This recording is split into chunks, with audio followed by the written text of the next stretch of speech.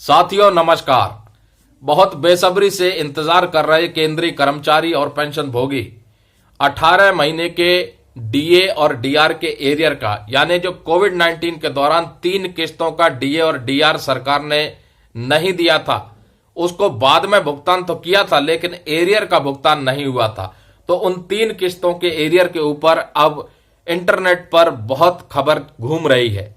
उन्हीं में से एक खबर मैं आपके लिए लेकर के आया हूं, जिसमें कि यह बताया जा रहा है कि केंद्र सरकार के कर्मचारियों को जल्द ही बड़ी खुशखबरी मिल सकती है, क्योंकि जो 18 महीने का डीए और डीआर का एरियर का मुद्दा है वो सरकार के पास एक प्रपोजल गया है और वित्त मंत्रालय की मंजूरी मिल सकती है।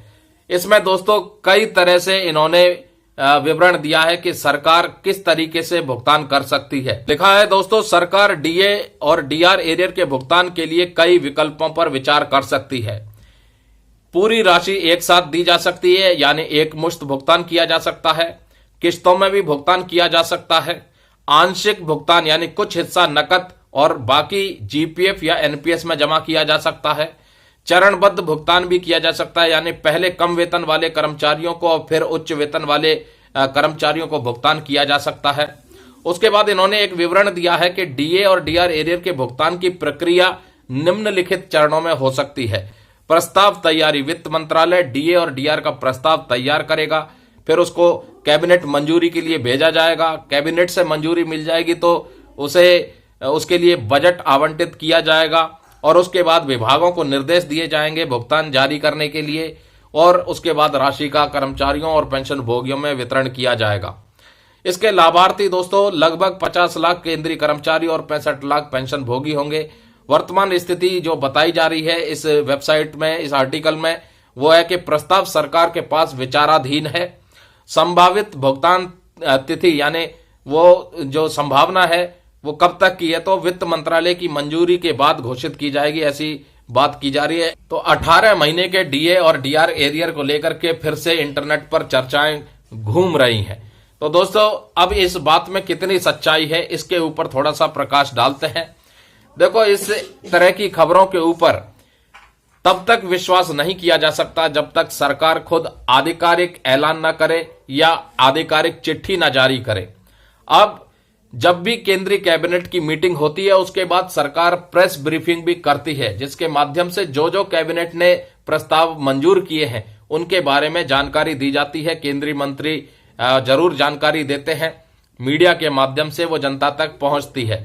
तो पिछली बार भी जब केंद्र सरकार ने 3% महंगाई भत्ते और महंगाई राहत में बढ़ोतरी की थी, उस वक्त भी 18 महीने के डीए एरियर को लेकर के कोई भी चर्चा नहीं हुई थी और ना ही कोई ब्रीफिंग दी गई थी, ना ही कैबिनेट में कोई प्रस्ताव मंजूर किया गया था।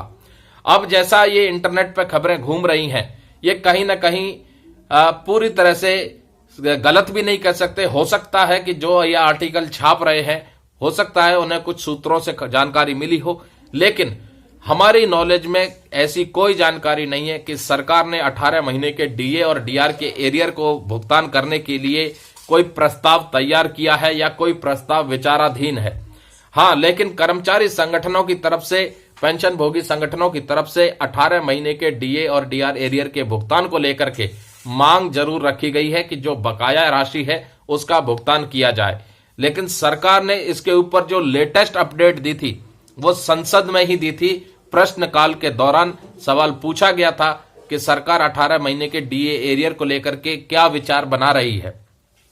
उसका साफ जवाब था कि राजकोषीय घाटा बरकरार है और वो जो पैसा रोका गया था वो कोविड-19 के दौरान सरकार पर वित्तीय बोझ ज्यादा ना पड़े, इसलिए उस पैसे का इस्तेमाल दूसरे कल्याणकारी कार्यों में किया गया था।